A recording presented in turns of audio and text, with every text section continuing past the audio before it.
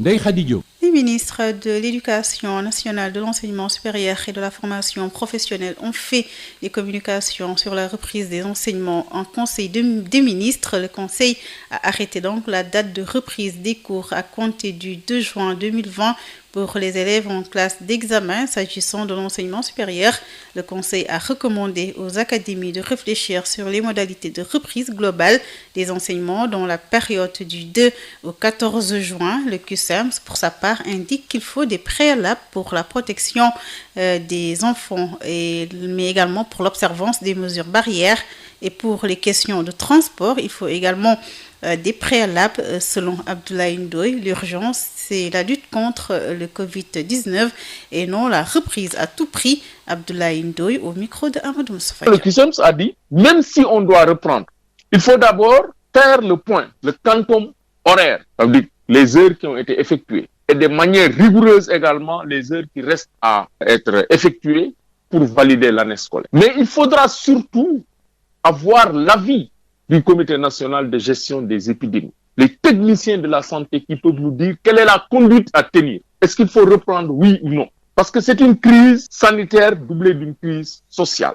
C'est pourquoi la situation elle est complexe. On ne peut pas comme ça prendre une décision sans tenir compte, sans pour autant avoir l'avis déterminant du Comité national de gestion des épidémies. L'autre aspect, il faut également assurer la sécurité des acteurs par la disponibilité de moyens de protection, des masques chirurgicaux 3 plis, des masques FFP2 bec de canard, du gel hydroalcoolique, un type pour le lavage des mains. Mais assurer également la mobilité des personnels enseignants, des élèves, des personnels administratifs et des personnels subalternes. Parce que le transport, c'est la clé de la reprise. Avant même la crise, nous avons constaté que dans les grandes villes, notamment à Dakar, les Sénégalais sont confrontés à un problème de transport. Avec la crise, on a demandé aux transporteurs, notamment le transport urbain, de diminuer le nombre de passagers. L'autre aspect maintenant, c'est le respect de la distanciation sociale, aussi bien dans la classe que dans la cour de récréation. Parce qu'au Sénégal, nous avons des classes pléthoriques, 80, 90, 100 élèves. Qu'est-ce qu'il faudra faire? La continuité pédagogique, elle est importante, mais ne revêt pas un caractère d'urgence. Même si c'est une reprise partielle, encore une fois, on a besoin de l'avis. Parce que même en France, aujourd'hui, il y a le concept de le droit de retrait. Ça veut dire que si les parents sentent que aujourd'hui, la situation, il y a toujours le danger, il y a des menaces de propagation, ils ont le droit de retenir leurs enfants à la maison. Si toutes ces conditions sont réunies, nous avons dit on peut poursuivre les cours, reprendre les cours, poursuivre jusqu'en mi-août. Les évaluations du second semestre, on peut les faire sous forme de contrôle continu. Ensuite, les examens en début octobre et en début novembre, réouverture des classes. Au titre des textes législatifs et réglementaires, le Conseil a examiné et adopté le projet de loi relatif aux modalités d'exercice par l'État de ses pouvoirs de police en mer, le projet d'ordonnance portant aménagement des sanctions relatives aux violations des dispositions prises pour lutter contre le Covid-19 dans le secteur des transports terrestres. Goro Khouma, secrétaire général du syndicat national des routiers du Sénégal, approuve mais estime que c'est tardif car les transporteurs véreux et cupides ont fini de propager le virus dans les régions. Voici Goro Khouma au micro de Amadou Moustapha. Oui, le président de la République a tardivement prononcé pour ces sanctions. Elles sont venues tardivement puisque depuis les cas d'importés, les cas contacts, les cas communautaires, c'est là-bas, dès le début, que le président devait prendre une mesure, plus la mesure existe pour mettre fin à ça. Et moi, je ne peux pas comprendre. Ce n'est pas des mesures politiques, ni religieuses, ni coutumières. C'est des mesures pour le bien-être de tout le monde. Parce qu'on a un problème de Covid-19 qui propage chaque jour, qui a tué l'économie, moralement, physiquement. Tout le monde est en deuil. Même si on n'a pas enregistré un mort dans une famille, tout le monde est en deuil. L'économie est à plat. Dans le secteur des transports, il y a une catégorie qui est le secteur des transports interurbains. Il faisait le transport d'une région à une autre et que le gouvernement a immobilisé cette catégorie. Le transport urbain de Dakar, c'est le transport à moitié. Par exemple, le nombre de places inscrites sur la catégorie revient à la moitié et que le véhicule doit être nettoyé à l'intérieur une fois par jour. Le carburant ne sera pas baissé, le tarif ne sera pas augmenté. Ça, c'est des contraintes. Le transport, je souligne, le transport interurbain est bloqué puisque ce sont ces véhicules qui ont le droit de circuler, mais c'est l'État qui les a immobilisés. Mais il y a une autre catégorie qui font le transport à la place les ayants droit, les clando de 4 places, les wargaines de 7 places, les motos Jakarta, d'une région à une autre. Pourtant, toute cette catégorie-là qui nous dérange, qui peut trouver le travail de la santé, c'est des moyens de transport qui ne sont pas légaux, qui ne sont pas du tout légaux. C'est cette catégorie qui faut le transformer maintenant à la place des ayants droit. Tu ne vois plus maintenant de cette place de minicars, de bus qui circulent. Ils sont tous immobilisés. Mais ceux qui n'ont pas droit, c'est eux qui font le transport. C'est l'État qui devait prendre à la mesure très très tôt pour corriger. Maintenant, il a pris une décision. Qu'on n'a plus cette décision, il faut que les motos Jakarta, les calèches là, les clando là, les camionneurs, tout le monde qui font, même les corbières, les ambulances, ceux qui font les dépôts, ceux qui vont à Touba pour déposer et revenir avec des gens en paix. Mais tout cette catégorie, les petits voitures là, doivent être corrigés. Nous, on veut se débarrasser pour reprendre nos activités normales. Le transport est tué. Nous sommes tous bloqués. Mais pourquoi laisser les autres faire le transport à la place de nous? Les mesures doivent être sévères et appliquées pour connaître le bien-être de tout le monde. À Rufisque, le préfet a sorti un arrêté interdisant la circulation des motos Jakarta et calèches. Les motos Jakarta sont souvent utilisées dans certaines localités pour faciliter le déplacement interurbain ou interrégional. Plus de détails avec Serigne Babacar Kane, le préfet de Rufisque, avec Denisia Sandou. Véhicules ciblés sont les véhicules qui s'activent dans le transport de personnes. Au regard du développement des cas communautaires dans le département de Rufisque, il est important pour l'autorité administrative de prendre des mesures qui puissent nous garantir la meilleure prévention pour les Rufisquoises et pour les Rufisquois. C'est l'objectif recherché à travers cet acte-là qui interdit la circulation des motos Jakarta. Quel qu'en soit l'usage, aujourd'hui, la circulation des motos Jakarta, elle est interdite sur l'étendue du territoire du département de Rufisque parce que nous avons tous suivi l'actualité que ces moyens de déplacement ont été utilisés pour faciliter le déplacement interurbain, interrégion de certaines personnes malheureusement qui ont été à l'origine d'une certaine situation dans certains départements. Pour éviter que cette situation-là se reprenne ici dans le département de Rufisque, j'ai décidé d'interdire la circulation des motos Jakarta jusqu'à nouvel ordre.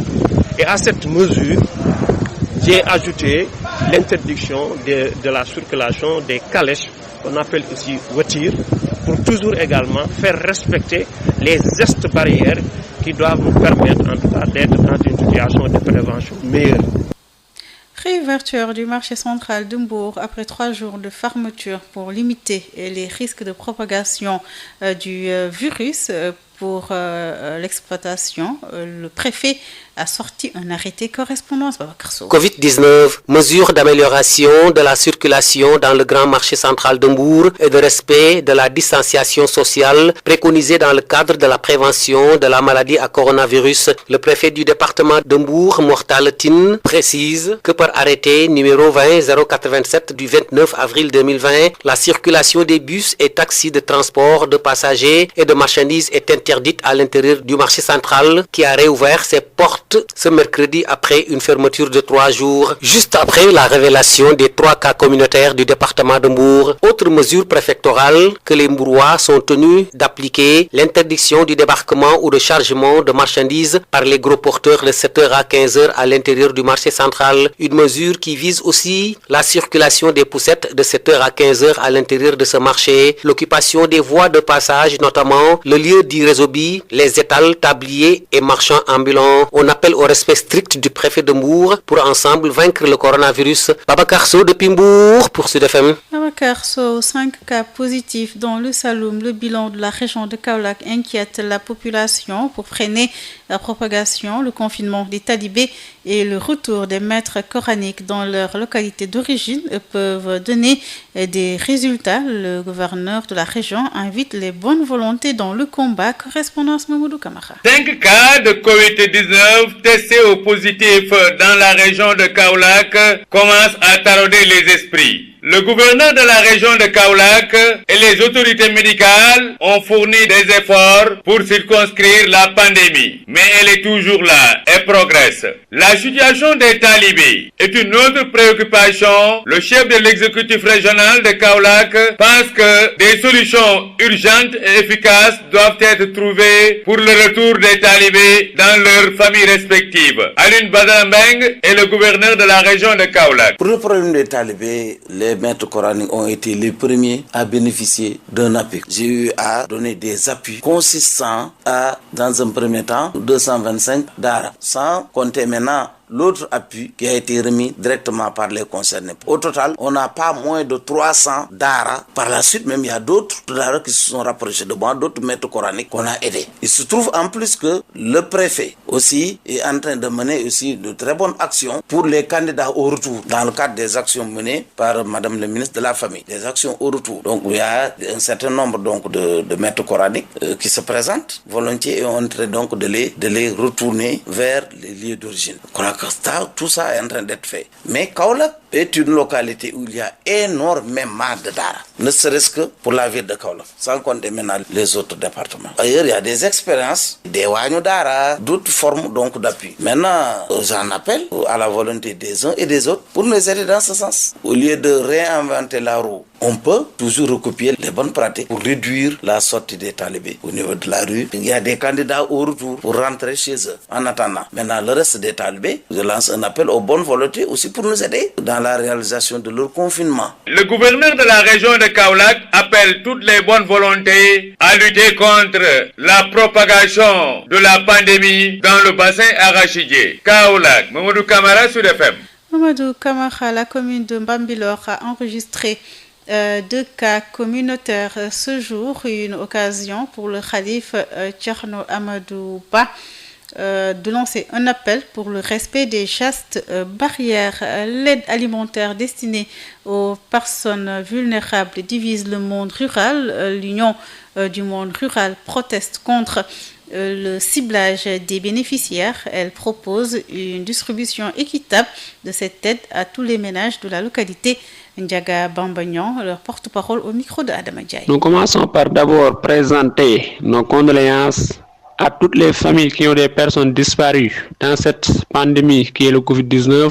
Et par la même occasion, nous prions Allah subhanahu wa ta'ala, par ce mois béni de Ramadan, de nous séparer de cette maladie le plus rapidement possible. Nous prenons aujourd'hui alors la parole pour amener quelques éclaircissements par rapport au mode de distribution de l'aide alimentaire par l'État du Sénégal. On a entendu parler qu'il va se baser sur le RNU, c'est-à-dire le registre national unique.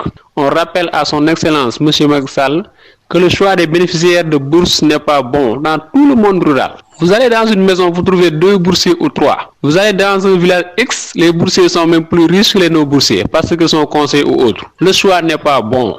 Le monde rural sollicite le président de la République de revoir alors le mode de distribution. Comme c'est un patrimoine national, on peut dire, et que tout le pays est tenu en haleine par cette pandémie qui est le Covid-19, toutes les activités sont presque à l'arrêt. Donc il n'y a pas de riches ni de pauvres. Ce que nous voulons, c'est que tout le monde, tout un chacun reçoit sa part des choses, même si c'est un seul sac de riz, pour éviter toute discrimination.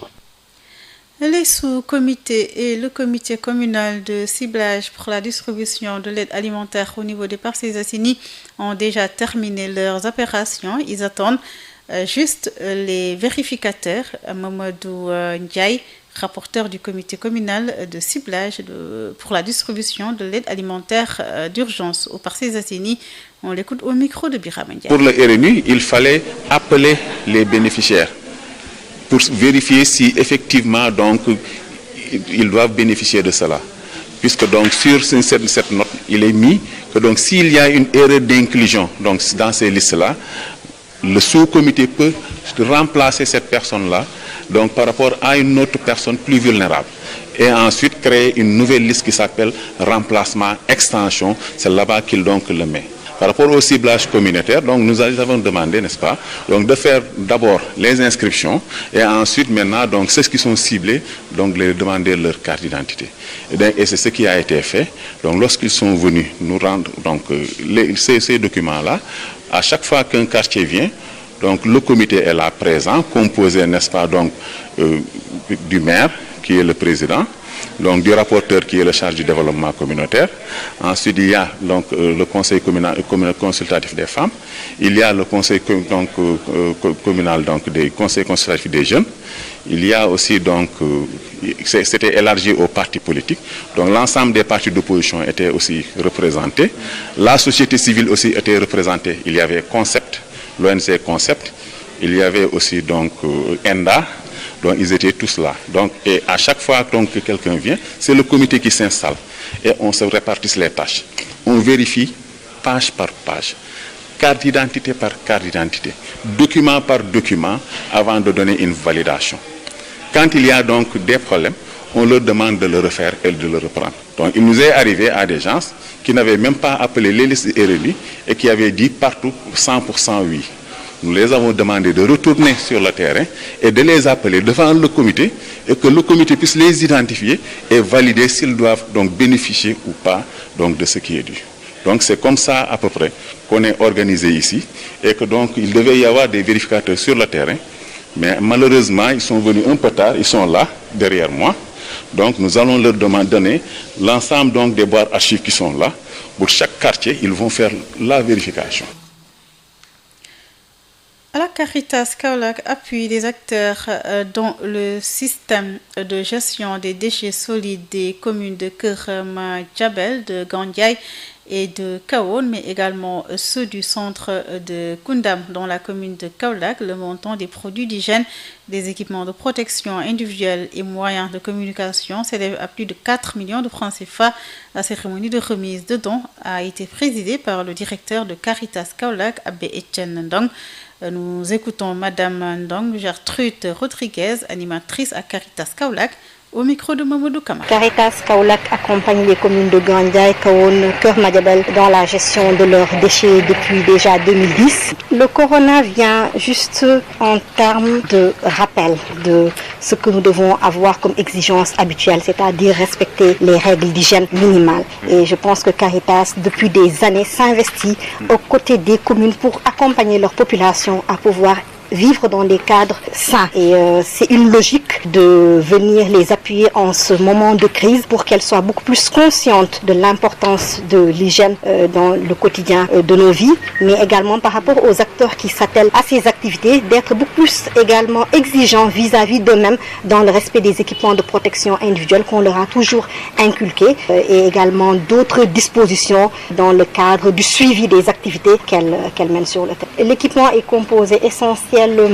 d'équipements de protection individuelle pour ces acteurs qui sont sur le terrain, masques, gants, bottes, c'est en termes de renfort, et également de kits d'hygiène, savon, gel hydroalcoolique, également dispositif de lavage des mains, également en termes de moyens de communication pour que ces structures puissent poursuivre la sensibilisation, mais une sensibilisation adaptée à ce contexte Covid-19. Donc nous avons un appui d'une valeur de 2 637 000 à l'endroit des communes de Gandiaye, Keur Madiabel, Kahone, sans oublier aussi le centre de pré-traitement des déchets plastiques qui est installé à Koundam dans la commune de Kaolack.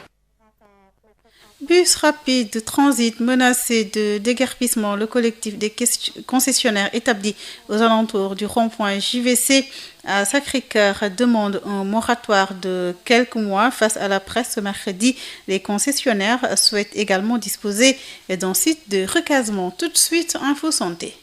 C'est pourquoi nous les incitons à aller consulter, continuer leur consultation prénatale, parce que c'est ça qui nous permettra de pouvoir prévenir certaines pathologies ou certaines complications. Également, qu'elles puissent également aller accoucher dans les structures de santé. Lorsque les autres, c'est ça qui nous permet de réduire. Nous allons plus loin. Sud FM vous installe au cœur du Sénégal. Toute la différence est là, sur Sud FM. Biotox anti-moustique pour le corps, les vêtements, les rideaux et draps vous protège contre les moustiques chez l'adulte et l'enfant. Val d'Afrique vous offre votre journal de la santé. Bonjour à tous et bienvenue. Info Santé reçoit ce mercredi Adja Bigué Bambodj, bonjour. Bonjour Adja Ndeye Khady. Vous êtes maîtresse sage-femme à l'hôpital Aristide Le Dantec, présidente de l'Association nationale des sages-femmes d'État du Sénégal. Est-ce que le parcours de soins des femmes enceintes est sécurisé dans ce contexte d'épidémie? Il est sécurisé parce que toutes les dispositions sont prises pour permettre aux femmes de pouvoir avoir les soins dont elles ont besoin sans courir trop de risques. C'est pourquoi nous les incitons à aller consulter, continuer leur consultation prénatale parce que c'est ça qui nous permettra de pouvoir prévenir certaines pathologies ou certaines complications. Également, qu'elles puissent également aller accoucher dans les structures de santé parce que c'est ça qui nous permet de réduire la mortalité maternelle mais également néonatale. Après l'accouchement également, elles doivent continuer leur consultation postnatale dans le respect strict du calendrier et des dispositions sont prises pour que, au moins pour éviter qu'elles se déplacent trop, qu'elles puissent même être référées vers des structures plus proches de leur lieu d'habitation. Ainsi, elles auront un accès aux soins en évitant le risque de contamination le plus possible. Alors, quelle est la contribution de l'Association des sages-femmes dans la lutte contre le coronavirus? Nous avons commencé par faire des vidéos de sensibilisation parce que dès que le coronavirus est apparu au Sénégal, on a commencé à sensibiliser les femmes. Nous, on avait fait un focus sur les femmes. Parce qu'on avait dit que les femmes déjà, elles sont les porteurs de voix, mais également c'est elles qui s'occupent de toute la famille. Également, on comprend que les femmes, elles sont très ingénieuses, elles sont très déterminées quand ils doivent protéger leurs proches. Également, comme les femmes enceintes déjà, on a été très proactifs, on pensait déjà comment aider les femmes enceintes, les allaitantes et les accouchées à se prémunir contre toute infection due au Covid-19. Au-delà de ces vidéos que nous avions fait en 6 langues nationales, mais également 2 autres vidéos sur comment se laver les mains. On ne s'est pas arrêté à cela. Et on s'est dit, la sage-femme, elle travaille dans une équipe de soins et que si on doit préserver la sage-femme, si on doit préserver les femmes enceintes, il faut préserver toute l'équipe de soins. C'est pour cela que l'Association des sages-femmes a fait un don de matériel d'une valeur de 2,1 millions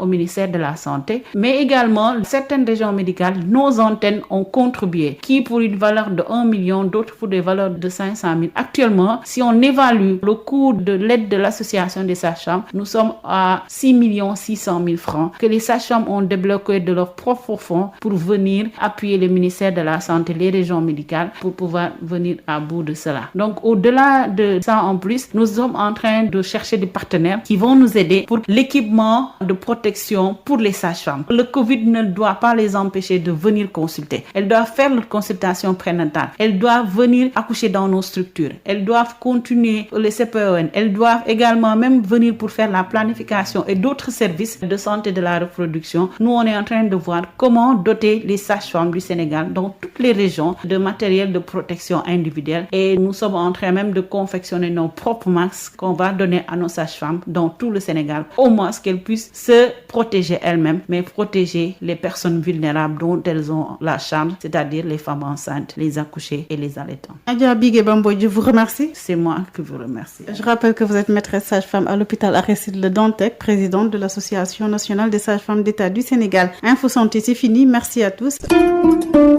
Biotox anti-moustique pour le corps, les vêtements, les rideaux et draps vous protège contre les moustiques chez l'adulte et l'enfant. Val d'Afrique vous a offert votre journal de la santé. Ndeye Khady Diop. Report de la date de réouverture des écoles et universités, le Conseil des ministres a arrêté la date de reprise à compter du 2 juin pour les élèves en classe d'examen pour l'enseignement supérieur. Les académies vont réfléchir sur les modalités de reprise dans la période du 2 au 14 juin. Pour le QSEMS, il faut des préalables pour l'observance des mesures barrières et pour les questions de transport sur les routes, les sanctions seront alourdies.